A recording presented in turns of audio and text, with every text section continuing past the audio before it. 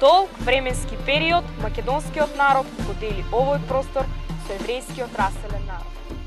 Нивни видни представници оставили историски белег во историјата на Македонија. Штип, познат како град под Исарот и град на евреите. Распространет на Брегалничката котлина ја зафаќа територијата на средното подрачје на реката Брегалница. Представува град со богато минато.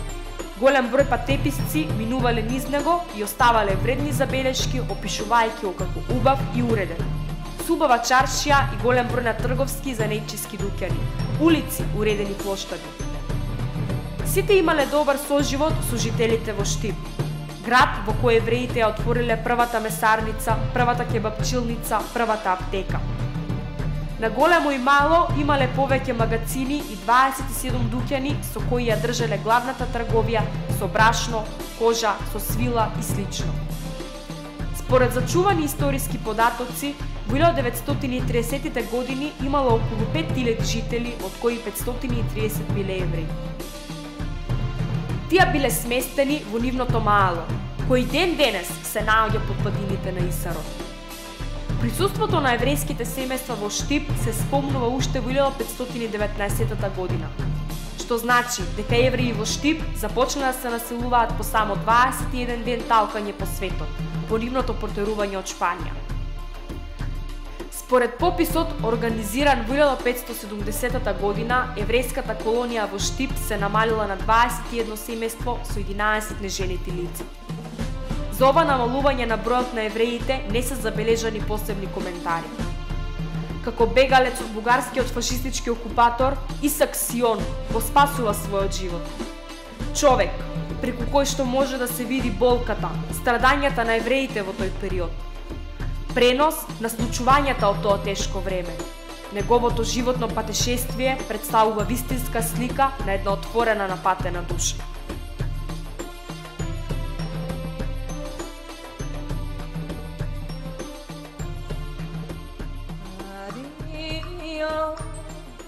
Adiós, querida, no quiero la vida, me la amargaste tú.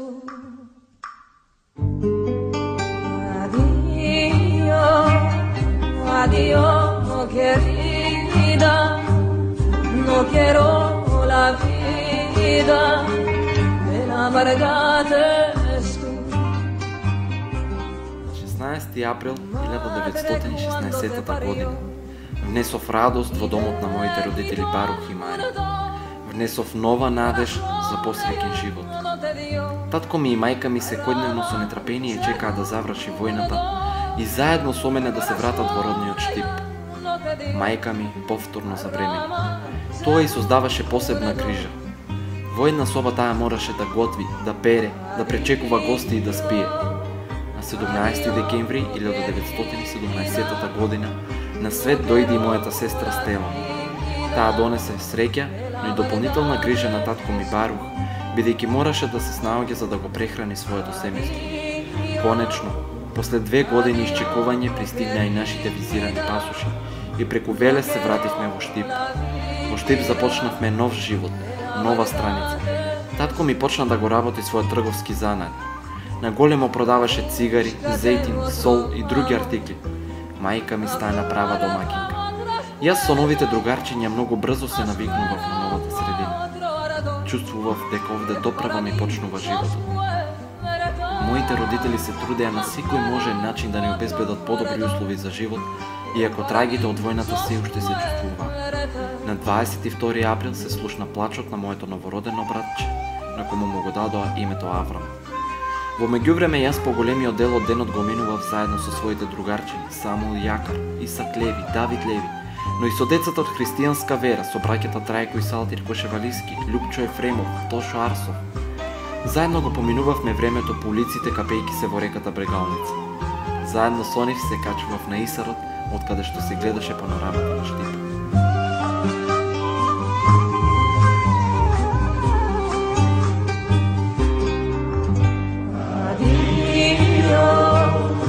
Adiós, querida, no quiero la vida, me la amargaste Addio, addio querida, no quiero la vida, me la me gratis tú.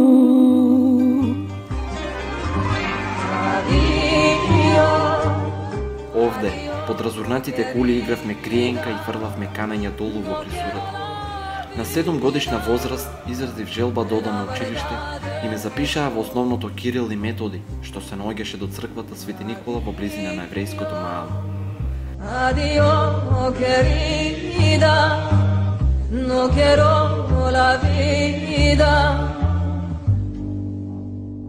me la amargates tú.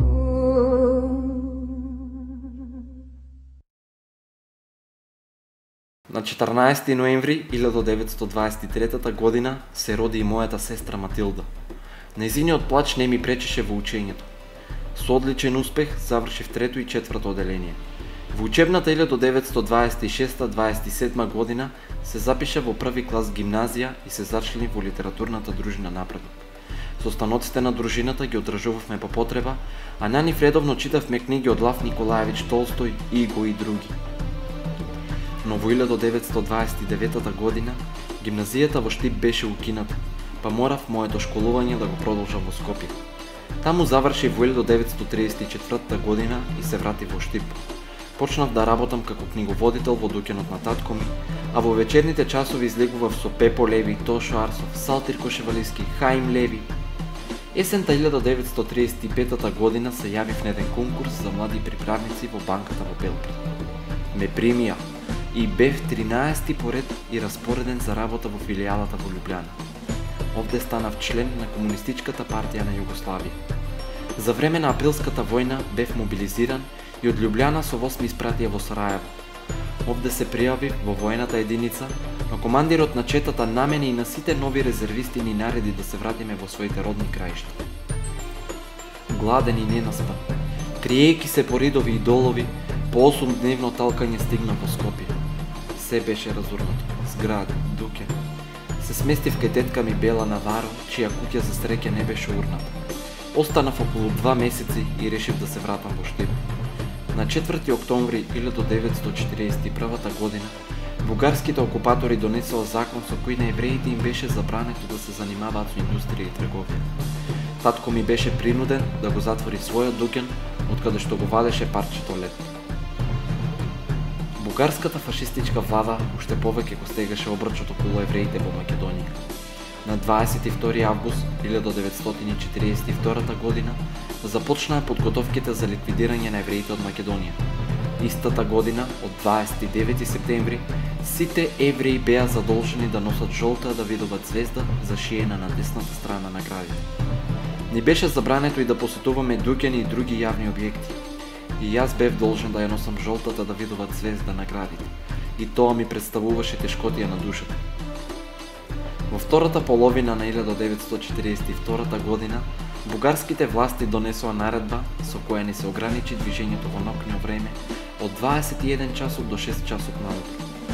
До 10 март 1943 година немавме никаква информација дека евреите ќе бидат депортирани. На 11 март во раните утрински часови бугарската војска почна да се распоредува по градот. На сите еврејски семејства тогаш им беше наредено да се облечат и да соберат понешто на брзинка во своите куфери и во рок од 1 час да бидат на плоштадот. Плачеше и старо и младо. Кога се соочивме со тоа трагично утро, со брат ми Аврам направивме план да се префрлиме во некој од соседните куќи и таму да се засолниме. Но не успеавме, бидејќи пред секоја куќа имаше стражари. Бевме принудени и ние да излеземе на плоштадот. Таму, окупаторските полицајци почнаа да не стројат по 25 души и со страша да не водат кон железничката станица. Во групата во која бев јас, беа и моите сестри Стела и Матилда и брат ми Аврам. Кога го поминавме камениот мост на река Брегалница, на еврејски му предложив на мојот брат и на други помлади евреи да ги нападнеме стражарите и да се спасуваме со бегање. Но на овој мој предлог некој од групата се спротиставија, велејќи дека тој потек е многу опасен. Кога изминавме 100 метри од камениот мост, едно дете од групата излезе да врши мала нужда. Бидејќи стражарите не го спречија, тогаш излегов и јас во ендекот покрај патот, наводно да вршам голема нужда. Стражарите не ме спречија во мојата намера. Групите евреи една по друга се упатија кон железничката станица. Кога замине последното бугарско возило, тогаш се стрчнав нагоре кон реката. Ја прегазив и поминав на левиот брег. Се засолнив меѓу дрвјата близу реката и чекав да се стемни. Од градите ја изводив звездата за никој да не ме препознае. Кога падна мрак, отидов кај Фирус Демир. Мајка му ми даде јадење и сува облека. Но поради опасноста од претрес ме засолни во една вила во Суитлокот, а утредента повторно ме врати во неговата куќа каде што престојував 3 дена. Потоа неколку дена престојував кај Страшо Рибарски и Трајко Ставрев. Мојот престој во секоја куќа носеше опасност за семејството кое ме чуваше, бидејќи беше издадена наредба секој кој ќе чува евреин ќе плати со глава. Морав да живеам во длабока и легала и да се движам по градот само во ноќните часови. После известно време од депортацијата, бугарските окупатори почнаа да ги уриваат сите еврејски куќи. Урената беше и нашата куќа, која се наоѓаше на улицата Тодар Лазаров, број 24. Тажно го гледав разурнатото еврејско маало. Додека бев на работа во Скопје, ја запознав и мојата сопруга Љубица Дуковска и стапив во брак со неа. Ни се родеа 2 дечиња. Синот го крстивме по брат ми Аврам, а керката по мајка ми Миријам. На 20 февруари 1950 година ме преместија на служба во Белград. Таму живеев под кирија, а потоа се преселивме во стан во Нов Белград на улица Гандиева, број 154. На 16 мај 1950 година бев именуван за вице-гувернер на Народната банка на ФНРЈ. Големо внимание посветив и на своето семејство, особено на синот Аврам и керката Миријам.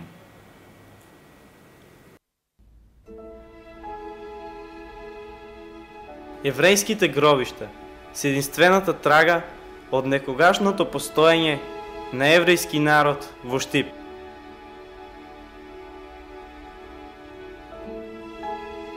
Холокаустот го направи градот посиромашен за една култура, една традиција, една религија, за еден јазик, за еден народ.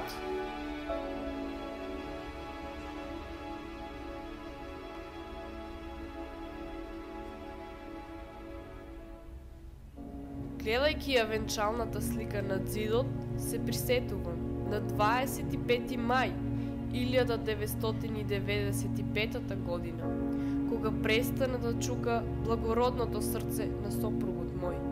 Чесен и искрен човек, кој уживаше во кругот на семејството, во кое наоѓаше смисла за корените.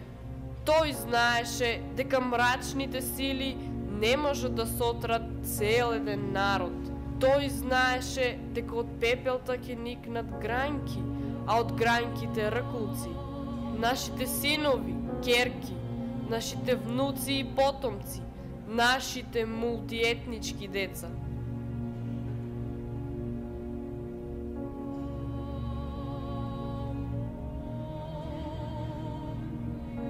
Луѓето се многу необични суштества. Тие се единствените животни што можат да го осетат текот на времето и нивниот неизбежен крај. Ја замислувам човековото душе како затемнета соба, во која живеат два близнака, затворени во вечен конфликт. Ако оваа соба би била осветлена, би покажува секогаш постоечкиот потенцијал за милосрдие, сочувство и емпатија. Но ако го помртнеме светлото за само 1 милиметар во која било насока, ќе пронајдеме бескрајниот капацитет за себичност, омрза, гордост и највеќе од се насилство. Ве оставам со оваа мисла. Havana gila, Havana gila, Havana gila venismaha. Havana gila, Havana gila, Havana gila venismaha. Havani ranina, Havani ranina, Havani ranina venismaha. Havani ranina, Havani ranina, Havani ranina venismaha. Uruachim, Uruachim ele samea, Uruachim ele samea.